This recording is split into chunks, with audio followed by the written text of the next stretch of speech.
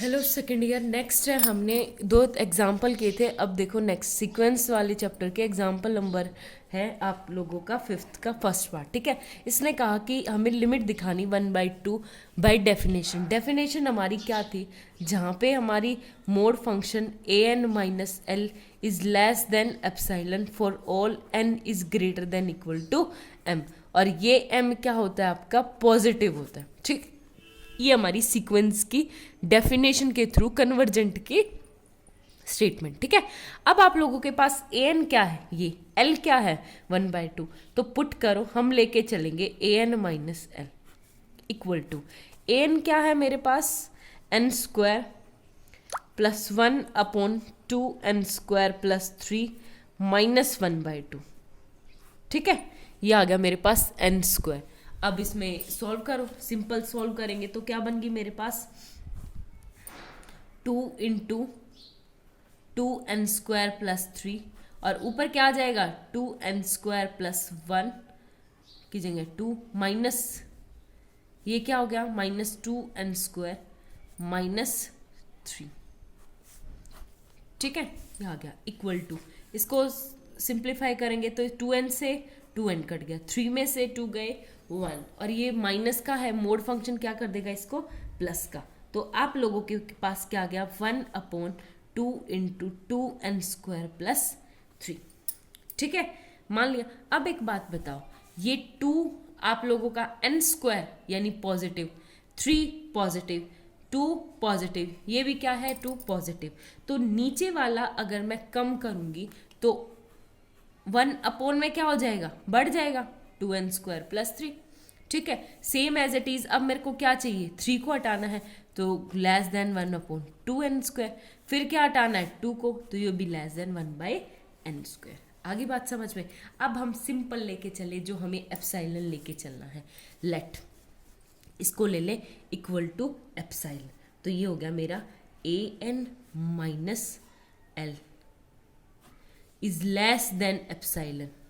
an minus L किसके equal है, 1/n² के, तो ये क्या हो जाएगा, if 1/n² is less than epsilon. आगे बात समझ में। अब कुछ नहीं, सिंपल सा बिल्कुल, क्या करेंगे, दोनों तरफ उल्टा कर देंगे, क्योंकि मेरे को यहाँ पे n चाहिए है, तो इसको उल्टा करूँगी तो ये एज इट इज n², ये जो लेस देन था वो ग्रेटर देन आ जाएगा 1/एप्साइलन से। ठीक है, दोनों तरफ क्या लूँगी, अंडर रूट लूँगी, तो अंडर रूट लिया, तो if n is greater than 1/एप्साइलन का अंडर रूट। एक बात बताओ, एप्साइलन क्या थी मेरी, पॉजिटिव क्वांटिटी, तो 1 रूट से भी क्या आ जाएगी, पॉजिटिव क्वांटिटी, तो 1/एप्साइलन आपका क्या हो जाएगा m, तो n is strictly greater than to m। आगे बात समझ में। तो बाय डेफिनेशन हमने प्रूव कर दिया। सेम एज इट इज इस टाइप के जो कोई भी आपके पास क्वेश्चंस हो वो क्या होते हैं, इसी तरह सॉल्व होंगे। ओके, अब आप लोग नेक्स्ट, आप लोगों के पास एक क्वेश्चन पूछ रखा है। इसने कहा एग्जाम्पल नंबर 7 है कि हम एक ऐसी सीक्वेंस का एग्जाम्पल दो बाउंडेड हो, bounded and oscillating finitely, oscillating finitely, जो बाउंडेड हो और फाइनाइटली क्या हो, ओसिलेटिंग। एक तो होती है, सबसे पहले ओसिलेटिंग फाइनाइटली, इनफाइनाइटली बता दूँ। जैसे मैं एक छोटा सा एग्जाम्पल लूँ, ये हो गया मेरा -1 की पावर n, तो ये सीक्वेंस मेरी क्या है, 0 1 और -1, सिर्फ -1 1 1 -1 1 -1 1 -1, मतलब फाइनाइटली, यानी कुछ फाइनाइट नंबर पे ही हमारी जो सीक्वेंस है वो ओसिलेट कर रही है। जंपिंग सीक्वेंस या डांसिंग सीक्वेंस वो फाइनाइट पॉइंट्स पर ही कर रही है, तो वो क्या हो जाएगी मेरे पास, ओसिलेटिंग फाइनाइटली। तो ये एक छोटा सा एग्जांपल है बाउंडेड, ये बाउंडेड भी है, -1 इसका लोअर बाउंड है और 1 इसका अपर बाउंड है, और ओसिलेटिंग फाइनाइटली है। अब मैं आप लोगों को बताती हूँ ओसिलेटिंग इनफाइनाइटली। ओसिलेटिंग क्या हो जाएगा मेरे पास, इनफाइनाइटली। ओसिलेटिंग इनफाइनाइटली कौन सी सीक्वेंस होती है, जैसे मैं ले लूँ फॉर एग्जांपल सीक्वेंस 1 2 1 2 3 1 2 3 4 1 2 3 4 5 1 2 3 4 5 6 ठीक है, इस तरह इन्फिनिटी की तरफ चलते जाएंगे। अगर मैं इसको नंबर लाइन पे बनाती हूँ तो 1 2 3 4 5 6 7, 1 से 2 पे, फिर 1 2, फिर 1 2 3, फिर 1 2 3 4, फिर 1 2 3 4 5, फिर 1 2 3 4 5 6, फिर 1 2 3 4 5 6 7, फिर अब एक बात तो 1 पे कितनी बार आएगी? Infinite time. 2 पे कितनी बार आएगी? Infinite time. 3 पे कितनी बार आएगी? इनफाइनाइट। जितना आगे बढ़ते जाएंगे वापस से सीक्वेंस वापस, तो ये क्या आ गई मेरी? Oscillating infinite sequence. ठीक है, ये तो था आपकी बेसिक से कुछ एग्जाम्पल। आप लोगों के पास अब नेक्स्ट एग्जाम्पल है डाइवर्जेंट का। डाइवर्जेंट का क्या हो जाएगा मेरे पास नेक्स्ट एग्जाम्पल? एक एग्जाम्पल है, इसने कहा बाय डेफिनेशन हमें प्रूव करना है कि जो सीक्वेंस है n square is divergent to infinity.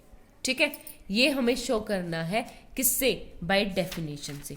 अब एक बात बताओ, जब कन्वर्जेंट होता था तो हम क्या दिखाते कन्वर्जेंट के लिए कि an कन्वर्जेंट के लिए तो ये है an minus l is less than epsilon for all n is greater than equal to m, कि m से बड़े जितने भी नंबर्स के लिए है वो क्वांटिटी हमारी क्या लेगी? Less than epsilon.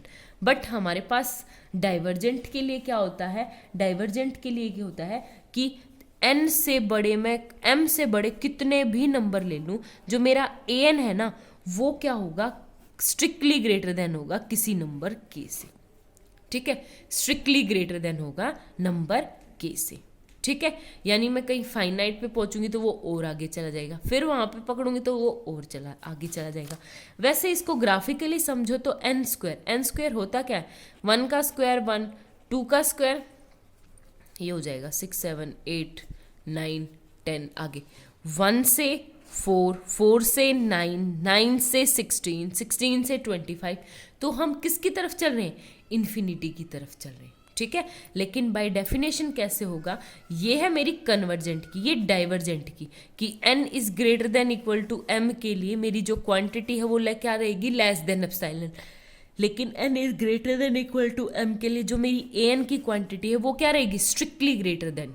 ठीक है, तो स्ट्रिक्टली ग्रेटर देन मतलब किसी भी पॉजिटिव क्वांटिटी से हमारी क्या होगी? बड़ी होगी। आगे बात समझ में? तो इसका प्रूफ कैसे लिखेंगे वो देखो आप लोग। देखो